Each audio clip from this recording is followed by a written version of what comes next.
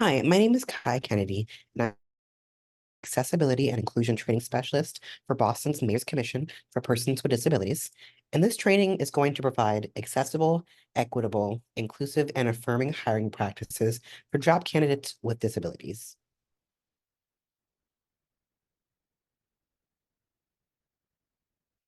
In this training, we will review best practices for ensuring that hiring practices are accessible, inclusive, and affirming of people with disabilities.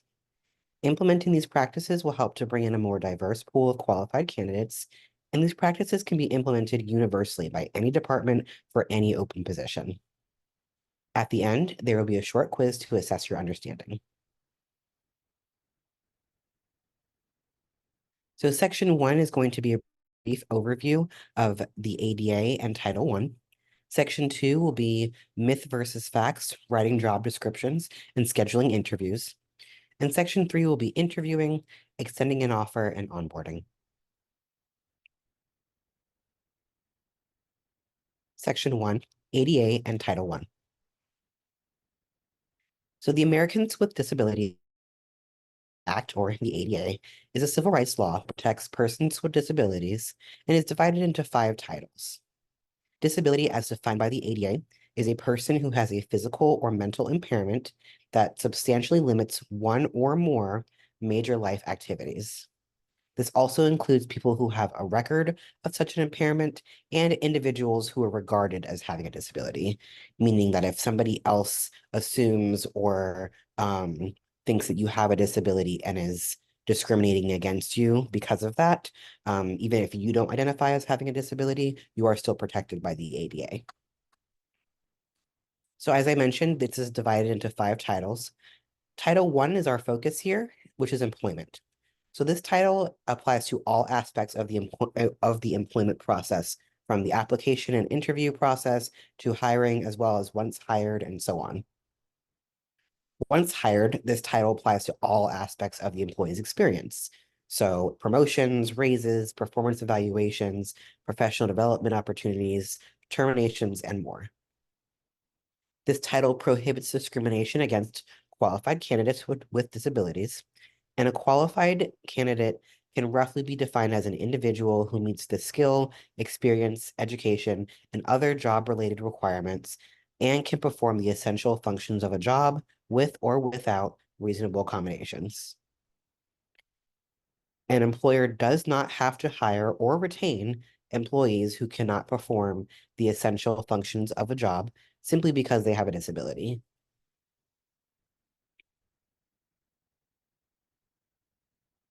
So what are essentials? Essentially, these are the fundamental duties of a job, specified by what needs to be done and not how it gets done.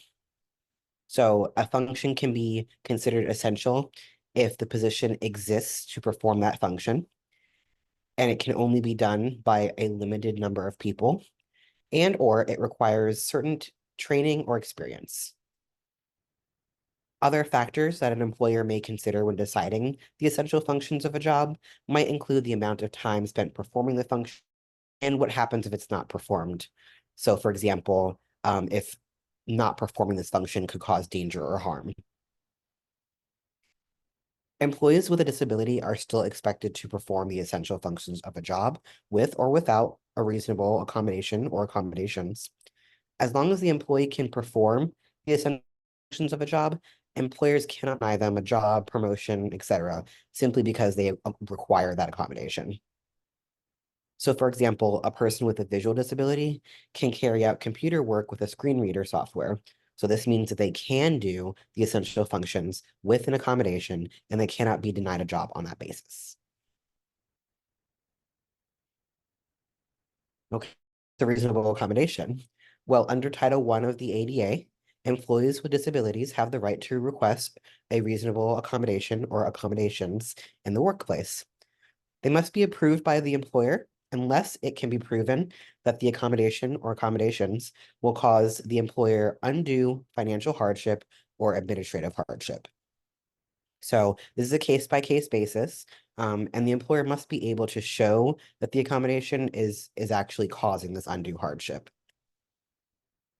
An employer cannot require an employee to accept or use an accommodation that has not been discussed with that employee. And accommodations can change, or accommodations that change or remove an essential function of a job could be denied. So, for example, if asking to work from home, if you have a job that requires you to check guests into a hotel, changes the essential function of the job and therefore can be denied. So there is a process that you should be going through, that is interactive process to include both the employer and the employee when requesting a reasonable accommodation. So once the employee has chosen to disclose their disability, it is appropriate to ask if any accommodations are needed. They don't have to be in writing, but many employees may choose to submit their request that way to protect themselves. If the disability isn't obvious, an employer may ask for support and documentation. For example, a note from a doctor stating that an employee must eat every 3 hours to maintain stable blood sugar. But you are not required to release your entire medical record to your employer, just something that states you would benefit from this accommodation. If for some reason the employer cannot approve the accommodation, they should be able to offer another option. So, for example, if the employer cannot approve a request for a dim lighting in the office, they may offer use of sunglasses to the employee during work hours. And this process should be ongoing, so adjustments can and should be made if and when they're necessary. Some pretty common examples of reasonable accommodations are remote or hybrid work schedule, using a chair or stool to sit on, using a standing desk, use of noise canceling earplugs or headphones, exceptions to no food policies, screen reader programs for computers, assigned parking spots that are close to the building, training materials in alternative formats such as audiobook or large print, and adjustments to uniforms. Okay, so in section 2, we're over writing job descriptions and scheduling interviews. Okay, so on the left side of the screen, we have some myths, and then on the right side of the screen, we've got some facts. So first myth, that hiring disabled employees increases workers' compensation insurance rates. Obviously, this is not true. It's on the myth side. Workers' compensation insurance rates are solely based on the hazards of the operation and the employer's incident history. So it's nothing to do with the actual employee. Second myth, employees with disabilities have a higher absence rate than employees without. So studies by firms such as DuPont actually show that employees with disabilities are typically not absent any more than employees without disabilities. Third myth, providing accommodations to disabled employees is expensive. About 58% of accommodations cost nothing, while the rest are usually under $500. Fourth myth, people with disabilities should work jobs that are entry level and don't require much skill. People with disabilities can and do all sorts of jobs with varying levels of skills required. And the last myth, every disabled person will need an accommodation workplace. This is a case-by-case basis. There are some jobs that may not require a use of an accommodation to do for disabled. On the other hand, there might be several accommodations needed or just one. So it really is a case-by-case basis, depending on that person, the job, and their disability. Okay, so when writing a job description, you want to make sure that it's easy to understand and access. This is really important for bringing in qualified candidates with disabilities. A lot of times how job descriptions are written can discourage persons with disabilities from applying. So again, we want to think about the essential function of the job and not the desired outcome, not how to do the job. Think about all the ways that the job can be done and not just how they're customarily done. And be sure to mention the environment of an office or job. Is it low energy? Are there quiet areas for sensory breaks, accessible bathrooms, elevators, etc.? So on this, we have a job description that we're going to review and kind of assess for how it could be written to be more inclusive. So reading the job description from top to bottom, this is a shop associate at Flora's Flowers, a part-time job in Mystic, Connecticut. And the description reads, Flora's Flowers is a local, family-owned and operated small business that provides the freshest flowers to all of New England. Our owner, Flora, grows all of our flowers in her own backyard and has since 1985. Picked fresh every morning and packaged with care, every order is accompanied with a handwritten note from Flora. We are located just outside of a neighborhood park in a small building that has a basement level supply room and administrative office. So underneath that, there's the general job description. And it says shop associates are mainly responsible for putting together orders, driving orders to clients to deliver within a timely manner, and processing payments. They are also responsible for keeping up with general shop maintenance, such as cleaning the floors and counters, keeping flowers watered and organized, and organizing inventory. Under duties and responsibilities, the following are listed. Complete opening duties such as counting register money, bringing flowers to the display shelves, and decorating for the holidays when applicable. Speak with clients to gather order preferences, assist clients with flower selection, write in client orders, drive orders to client desired location, keep flowers watered, organize flowers in shop.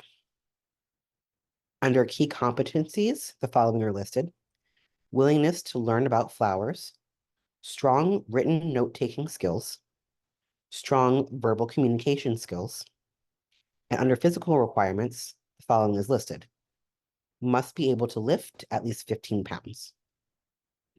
So this is a pretty standard job posting. Let's go through and kind of think about what things could be changed or taken off. The first thing that we want to cross out is the location, saying we are located just outside of neighborhood park in a small building that has a basement level supply room and administrative office. And in just a moment, I'll explain why. The second thing we're crossing out is driving orders to a client to deliver within a timely manner. The third thing that we're crossing out is speak with clients to gather order preferences. The fourth thing, write in client orders. The fifth thing, drive orders to client desired location. The sixth thing, strong written note-taking skills. And the last thing, must be at least 15 pounds. So this description could be more specific. We crossed out, we are located just outside of neighborhood park and in a small building, etc. Is there an elevator access to the building? Is the building street level? We don't know. Next, we crossed out information on speaking with clients, writing in orders. But can the person who fills this role communicate via email or some other type of communication device? Can orders be typed or maybe even put in via speech-to-text devices? And we also crossed out some things about driving the orders to the client or to a desired location. So if orders just need to be delivered, can taxis or public transport be utilized? What about bikes, things like that? And do skills need to be specifically written or verbal? There are many other ways that these tasks can be performed.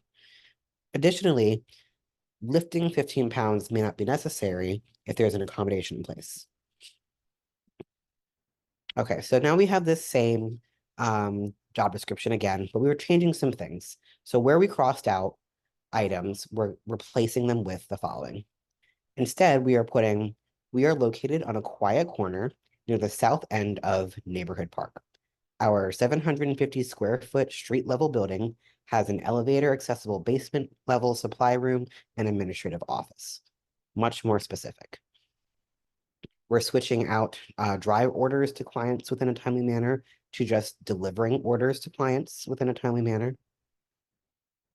We're putting communicate with clients to gather order preferences as opposed to speak. Document client orders as opposed to write. transport orders as opposed to drive, strong note-taking skills, so it doesn't have to be written, strong communication skills, doesn't have to be spoken, and willing to move at least 15 pounds. So maybe there's some sort of a hand truck available.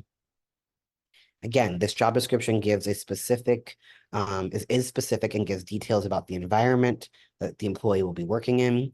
The essential function here is to deliver the orders, regardless of how they're delivered. So whether it's by foot, public transportation, taxi, rideshare, any other service or alternative transportation, they don't just have to be driven. Communication with clients can be done in several different ways, and so can documenting their orders. And note-taking and communication can be done, again, more than just written or verbal. So we just want that essential function of just recording the notes, having communication skills. And lots of items can be moved without having to lift them. So this is a much better way to write this job description so that it may not deter qualified individuals with disabilities. Scheduling interview. So most of us have been on an interview and we know how nerve-wracking they can be. And a lot of times that anxiety is increased for persons with disabilities due to a lot of different barriers. Some of these barriers might look like lack of communication about the interview schedule or type, inaccessible routes to in-person interviews, no alternative to in-person interviews, a lack of knowledge about neurodivergent characteristics and behaviors, and a lack of understanding about intellectual and cognitive disabilities. So these are some free ways to remove these barriers. To start, you can consider providing interview questions before the interview. A lot of people who especially are neurodivergent require scripting before they are able to communicate. So by having interview questions ready beforehand, they're able to study and to have their script ready to be able to properly communicate. You want to make sure that the descriptions of the interview process are detailed. So include information such as how many interviews there will be, the names and the titles of the interviewers, what the rough schedule is for interviewing, if they can expect additional interviews, etc. You can always offer alternatives to in-person interviews, such as Zoom or over the phone. You want to maintain awareness of neurodivergent traits. I already listed one.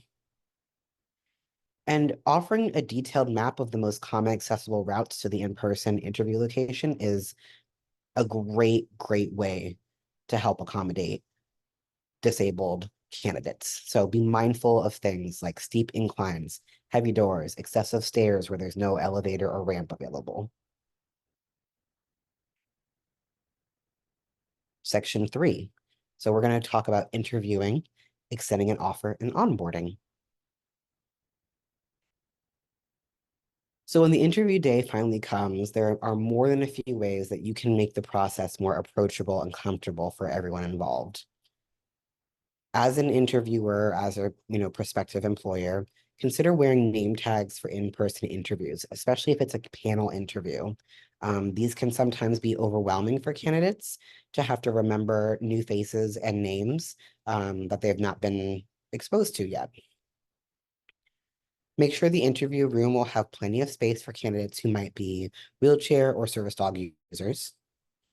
You can offer simple directions for how to turn on closed captioning for virtual interviews, especially because not everyone uses the same platform. Some people use Zoom, Teams, Google Meet, etc. Consider leaving a small bowl of water out for service dogs. Oftentimes, candidates are offered water or something to drink. And if they're bringing a service dog with them, especially if it's the summertime, why not have, the same offered for their service dog? And make sure if you're interviewing at a table that it's a standard height table and not a high top or bar height table.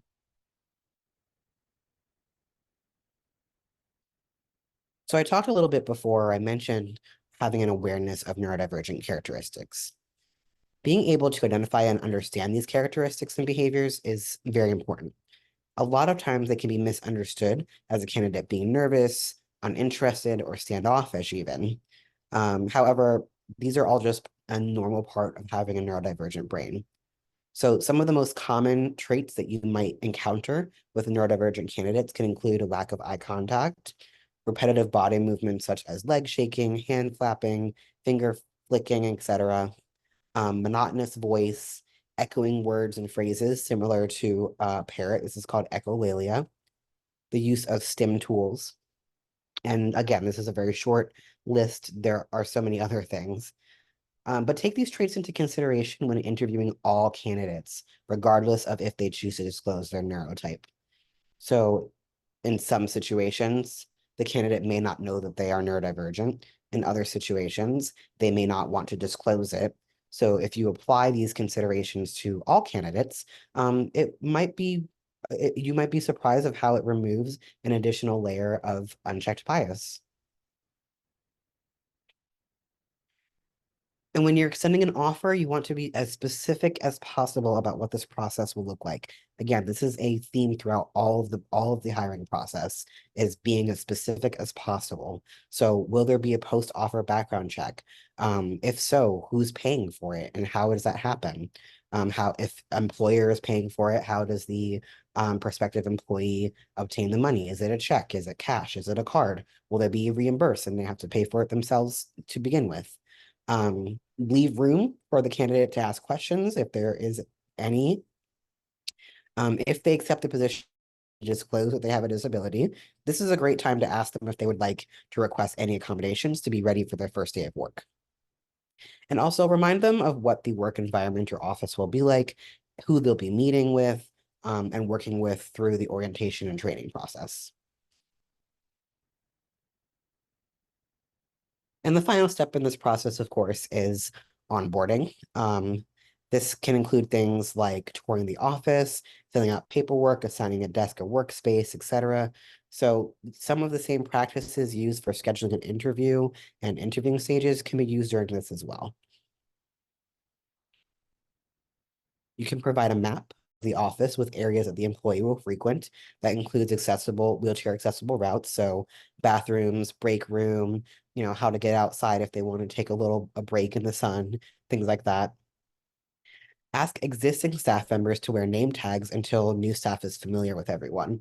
Again, especially if you work in a large office, if one person learning, 10, 15, 20 plus names can be very difficult, and especially if they don't see their faces very often. So encouraging folks to use a name tag of some sort that has their name, perhaps even what their position is within the company or organization is very helpful for new staff members, especially with those who have a form of face blindness. A lot of neurodivergent folks have a hard time recognizing faces that they are not familiar with and haven't met several times.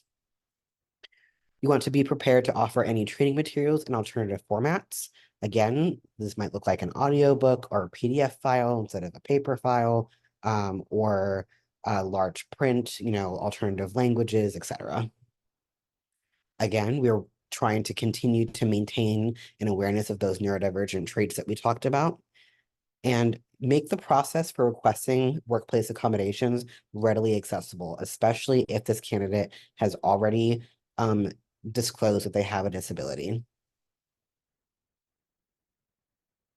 All right, and that's the quiz with our little job descriptions. To learn more about disability accessibility, you can contact the Mayor's Commission for Persons with Disabilities, which is at room 967. Our phone number is 617-635-3682, and our email is disability@boston.gov. To stay up to date on the latest information about events that our office is hosting or just disability news in general, you can subscribe to our newsletter by going to our website, boston.gov/disability, and scrolling to the bottom of the page. I hope you enjoyed this training, and we look forward to seeing you for more.